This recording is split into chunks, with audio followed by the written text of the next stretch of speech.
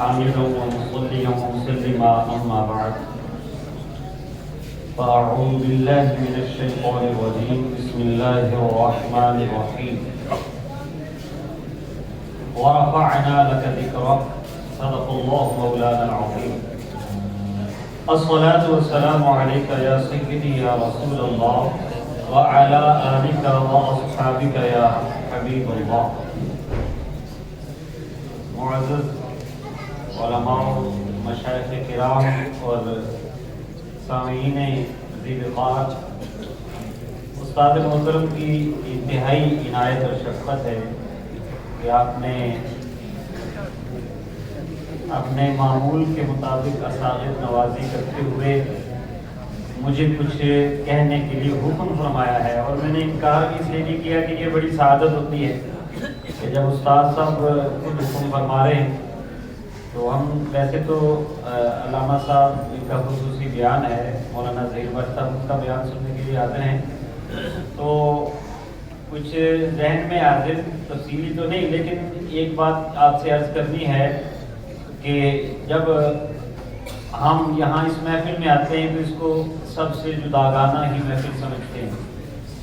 یہ ایک میسیج ہے نئے طلباء کے لیے کہ الحمدللہ جب سے اس محفل میں آنا شروع کیا اس کے بعد ناغہ نہیں ہوا.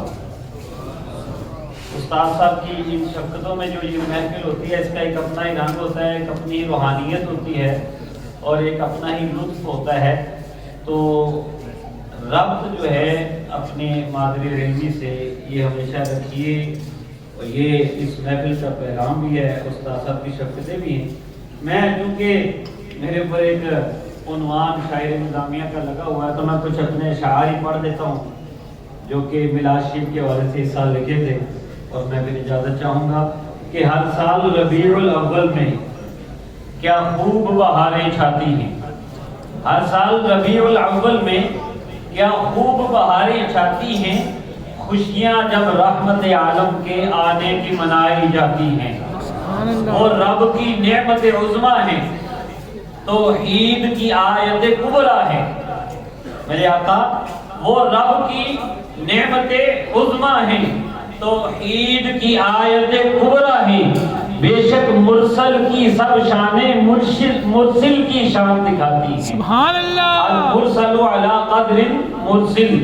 حضرت خالد بن ولید رضی اللہ عنہ نے تعارف کروایا تھا نا کہ تم میرے آقا علیہ السلام کی شان پوچھتے ہو تو ان کی شان، آنے والے کی شان جو ہے وہ تو بھیجنے والے کی شان کو ظاہر کر رہی ہے. سبحان اللہ. تو بے شک مرسل کی سب شانیں مرسل کی شان دکھاتی ہیں، اور مکی مدنی کے آنے پر خوشیاں ہیں سارے زمانے پر.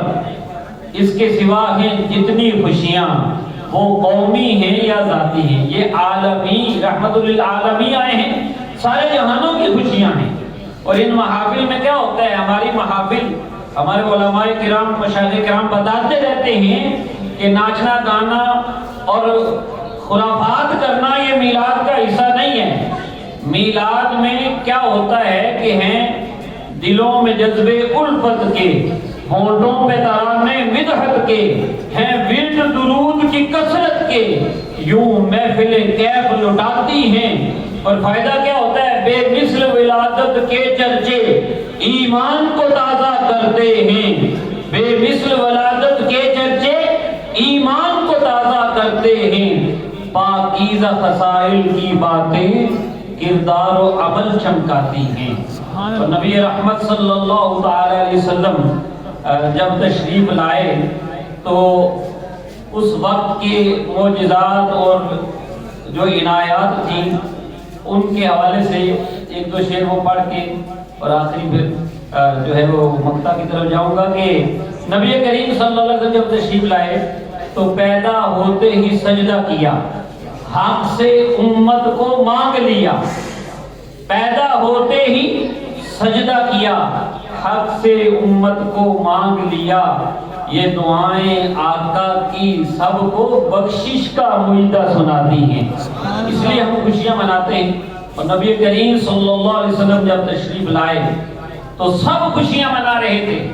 آپ سب حدیث شریف حوالے سے جانتے ہیں، ایک تھا جو خوشی نہیں منا رہا تھا، جس کو مفتی احمد جعفر نعیمی رحمۃ اللہ تعالی نے یوں لکھا نا کہ نثار تیری چہل پہل پر ہزار عید ربیع الاول، سوائے ابلیس کے جہاں میں سبھی تو خوشیاں منا رہے ہیں۔ سبحان اللہ۔ تو نبی کریم صلی اللہ تعالی علیہ وسلم کے آنے پر کس کو تکلیف ہوئی؟ کہا کہ جب جلوہ نما و ذیشان ہوا، غمگین بہت شیطان ہوا۔ جلوہ نما جب ذیشان ہوا، غمگین بہت شیطان ہوا، تبھی اس کے چیلوں کو خوشیاں یہ آمد کی خوب ستاتی ہیں۔ وما علیہ الا البلاغ۔